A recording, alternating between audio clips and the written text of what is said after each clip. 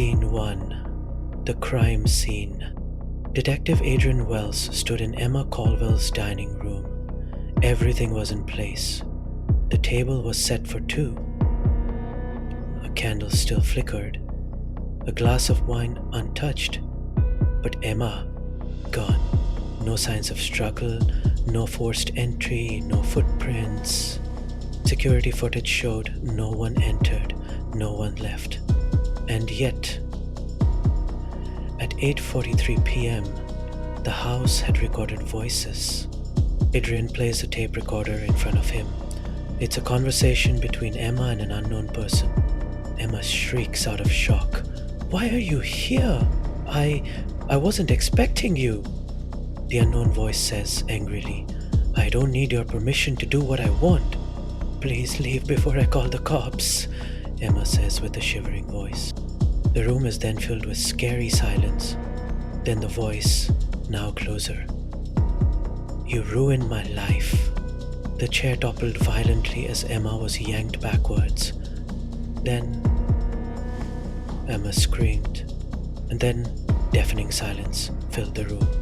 Detective Adrian rewound the tape again and again. Emma had been alone in that house. So who the hell had been speaking? Scene 2. The investigation.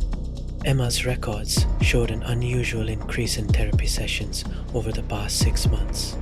That led Adrian to Dr. Evelyn Marsh. When Adrian visited her office, she greeted him with a polite smile. "Tell me about Emma," he asked. Emma was struggling. She was overwhelmed by intrusive thoughts. Adrian's eyes narrowed. What kind of thoughts? Shadows. Watching her, following her. Adrian flipped through Emma's session notes. Among them, a name. Brendan Garvey. An ex-boyfriend from years ago. Restraining order, police reports of abuse. Adrian's pulse quickened. Was this a revenge case? But as he skimmed further, he noticed something. 2 other patient profiles were clipped to Emma's file. 2 other women. Adrian's thoughts started racing. Scene 3. The pattern. 3 women, all with the same fears. And then they disappeared. No missing person reports. No bodies found. Just gone. Adrian traced their pasts and found the connection. All 3 women, Emma included, had grown up in the same orphanage, St. Helena's home for girls. They had all been adopted by wealthy families, and yet no one had ever reported them missing. Adrian's stomach twisted. He drove to St. Helena's. The orphanage was quiet, old, tucked away in a forgotten corner of the city. The caretaker, a frail woman in her 70s, recognized the names. Detective Adrian asked, "What do you remember about these girls?" "They were good girls, always together, laughing, dreaming." Adrian glanced at the dusty walls. Then he saw it. A framed old photograph. 4 young girls. 2 of them, Emma and another missing woman, stood in the front, happy. But the 4th, a girl in the background, standing alone, eyes sharp, unsmiling, her name printed at the bottom corner. Evelyn Marsh. Scene 4. The confrontation. Adrian rushed back to the city, straight to Dr. Evelyn Marsh's office. She was waiting. "Do come." "You knew," Adrian said, voice tight.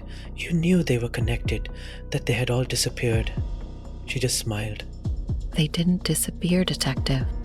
Adrian's hands clenched. "Then where are they? Answer me." But Marsh tilted her head. "Everywhere." A chill ran down the detective's spine. Her office was filled with sculptures. Faces of people, twisted, melted, unrecognizable. And suddenly, Adrian realized they weren't sculptures. They were human casts. Detective Adrian's heart started pounding. And on the desk beside her, a new plaster mold with what seemed like blood around it. Emma Caldwell's face, frozen in a silent scream. Adrian, now totally short of breath and disbelief, said angrily in his loudest voice, "Why, doctor, why did you do this to them? They were innocent people, damn it." It was never about vengeance, detective. It was always about correction.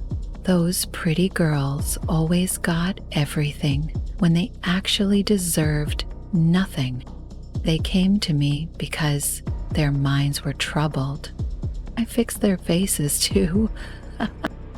Marsh then slowly reaches towards her drawer. Final scene. The last words. Marsh leaned forward, whispering, You know, detective, I've never worked with a man before. Her smile widened as she shoves the syringe rapidly into Detective Adrian's neck. But maybe it's time for a change.